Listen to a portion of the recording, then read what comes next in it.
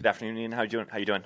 I'm good. How are you? It's fight week. Yeah. So, obviously you're coming off of, that huge fight against Shavkat. Now you're facing Carlos Prates. You had a fight booked against Buckley. That obviously didn't work out. But, you've taken these fights against like the four biggest killers like consecutively over the past 4 or 5 months now. First off, just what do you think that says about you? And secondly, how does Carlos stack up against the rest of them? That just speaks to the character and the person I am. I'm born and bred in Dublin, Ireland. We're called the Fighting Irish for a reason. And I'm just out here putting that on display for the world to see. When you call me and you say, hey, Ian, do you want to fight? There's only one answer. It's only yes. It doesn't matter to me if it's 2 weeks, 3 weeks, 4 weeks, 8 weeks. It's yes. And I'll do everything I can to make it possible and make that happen. And I love to fight. There's nothing more I love in this world than fighting. And I'm living my dream right now, fighting the best guys in the world. I have taken, on short notice, the toughest opponents in the world and the biggest killers in the division. And when I become the champion, I will still maintain that because that is the champion mentality. It doesn't matter who, it doesn't matter when. I want to prove I'm the best against everyone.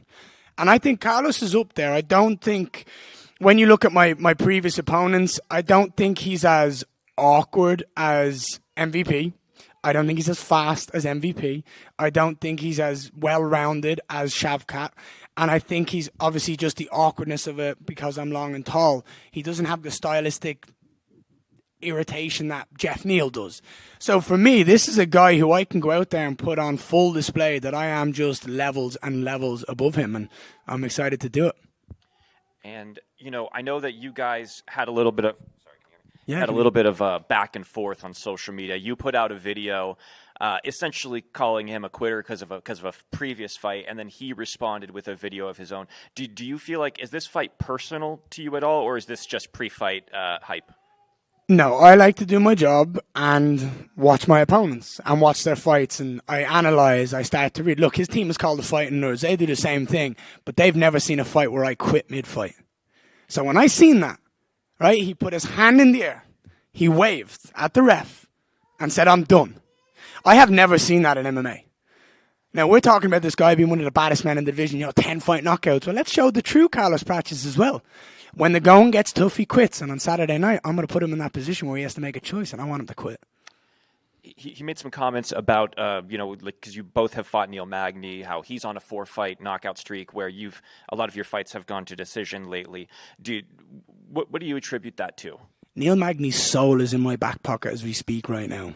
He has never been the same since I fought him. So good job. You did a good job against a guy you're better than. Congratulations.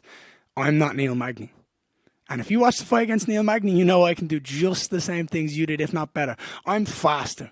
I'm more talented. I'm more technical than this guy is. This guy's a one-trick pony. He's got a left hand, he's got a left knee, and he's got a left leg. They're all on one side. I've got everything I need. I can beat him everywhere for every second of this fight, and that's my plan on Saturday night.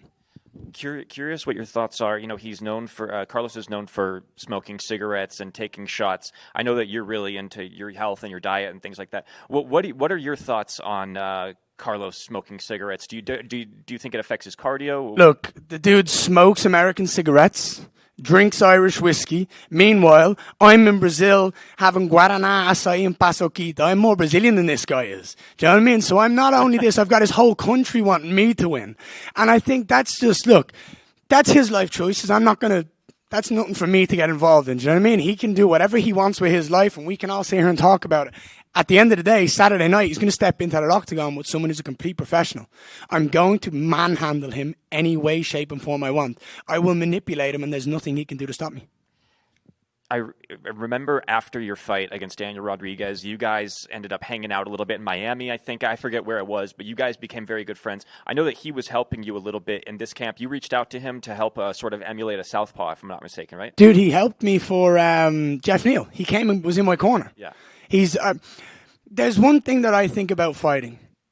When you share the octagon with another man, and you go out there and you prepare yourself to go out there and become victorious, regardless of what happened, when that cage door opens after the fight, there's nothing but respect. Carlos is someone that, I love Brazil. Brazil has a very special part in my heart. You know what I mean? I'm here representing Shoot the Box and everything that team means to me, I love. But I also want to see all the Brazilians do well. I love Brazil. It has a very special part in my soul, in my heart. I'm very proud to carry the Machado name, carry my wife's family name. So for me, I would love to see all the Brazilians do well. So after this fight, if he ever needs my help, then I'm in. Because I want to see them all win. But I just don't want to see them do better than me. I mentioned you hanging out with D-Rod after the fight. Would you see yourself maybe potentially having an after-fight cigarette with Carlos Prates? I don't smoke. Okay.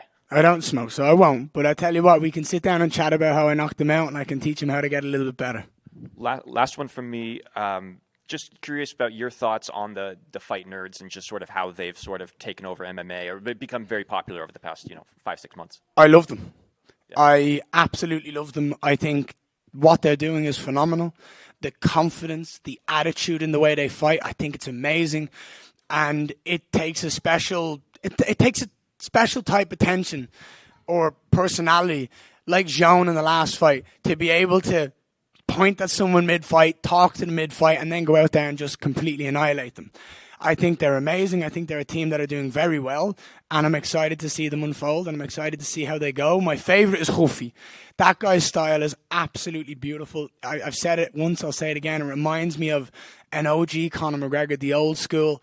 And I think they're a team that's doing very well, but Saturday night I'm going to end their undefeated streak. Sorry, one more. What do you think a win does for you, just in terms of like the eyes of the fans? Because it does seem like fans have sort of started to like warm up to you over the past year, just from all the fights you've taken. With a win, do you feel like what do you think that does for you? When I win on Saturday night and I put on the show I'm going to put on against Carlos Prates and I finish him, there is no other option. I am next. You take these fights on short notice, you show up, you save the card, that means I'm next. And if anyone has a problem, guess what? I love to fight. When I win that belt, you can come see me in that octagon. Just a quick question. What would you like to say to all the fans that they are coming on Saturday night to watch the fight? On Saturday night, everyone who's paid money to sit in that arena and everyone who tunes in at home and watches live is going to see one of the greatest athletes the UFC has seen in a long, long time. I'm going to go out there and show why I'm the future of this organization, and I'm going to do it against one of their favorite fighters. I'm going to dismantle him. I'm going to show that I'm just better in every single way, shape, and form, and I'm going to make it look easy. Thank you. Ian, a couple of questions. First one, you've talked about Carlos quitting mid-fight before, so it got me curious. On Saturday, is your game plan in an ideal world? Would you love to go out and get like a quick knockout, or would you really want to drag him into deeper waters and, potentially simultaneously finish him, but then also prove that point as well? Sorry, I hear my coach just say yes in the background. For me, there's two ways I like it, right? If I go out and I knock him out in 20 seconds, he has mental excuses. It was just he landed that one shot. I love fights. You ever watch GSP, Josh Koscheck?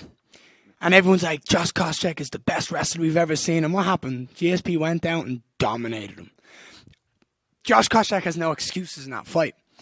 I love a fight where I go out start to finish and I dominate. And there's no way Carlos Prates can sit at home and go to bed and go and say anything else but Ian Machado Garry is just better in every single way, shape, and form. Another question. You talk about wanting to be active. I mean, you accept pretty much any fight that comes to you. So hypothetically, if you get through Saturday night with a win, would you be at all interested if something were to pop up last minute to take the call in a couple of weeks and fight for the belt? Or would you need a little bit more time to turn around and potentially get that opportunity? What if I told you my flights were already booked? I'm ready. I'm always ready. I'm born to fight. It's what I do, mate. And last one for me, as somebody who studies the game like you do, I'm just curious to get your thoughts on Shawn Brady's performance, with his fight with Leon Edwards. I know that, the Leon Edwards fight was the one that you wanted for a while. So would Shawn Brady be somebody you'd be interested in fighting in the future? And overall, just what do you think of his performance? I think he looked great. I think he did exactly what he needed to do. I think he's seen what Bilal did against Leon and went, that's the perfect way to beat him. He went out and he dominated him from start to finish and he made Leon look like a child. I think that's a performance he should be very proud of, but if he ever steps into the octagon with me, I'll knee him in the face and I'll reconstruct his nose. Good luck on Saturday. Appreciate you. Hello, sir. And first of all, nice to meet you again, and it will be nice to hear Eric Clapton once again on Saturday night. I hope it will be. It will be. Don't you worry. That's that great. song's never changing. There's too much love for that woman in my life, and when I hear that Layla song, it makes me think of that. So I'll always fight. One of my favorite. So, speaking of the UFC, your only bonus for the performance of the night was at the only fight night. Carlos Prates has 4 fights in the UFC and 4 performances of the night bonuses. So, should we expect the best fight of 2025 so far? Define the best. If you want to talk about a one-sided mauling, then yes.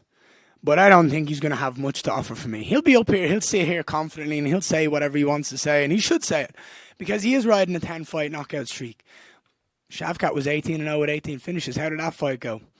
I think he left that octagon feeling a lot less of a man than he was beforehand. I'm telling you now, on Saturday night against Carlos Prates, look, this guy might have 4 bonuses against 4 nobodies. I've got more wins in the top 15 than he does in the fights in the UFC. I'm a different animal. I fight. It's what I do. I love this, and on Saturday night I'm going to prove to Carlos and everyone watching that I am simply better.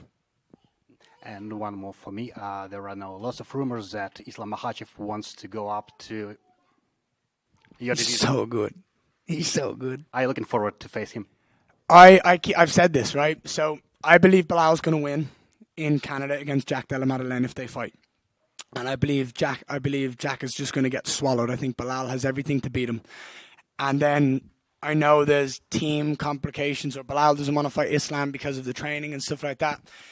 So then I fight Bilal, I beat Bilal, and then there's a choice. Do I defend against the pound-for-pound number 1 and Islam Makhachev and welcome him up to the welterweight division, or do I fight Shavkat Rakhmonov after he comes off the injury that I prevented him from fighting for the belt right now?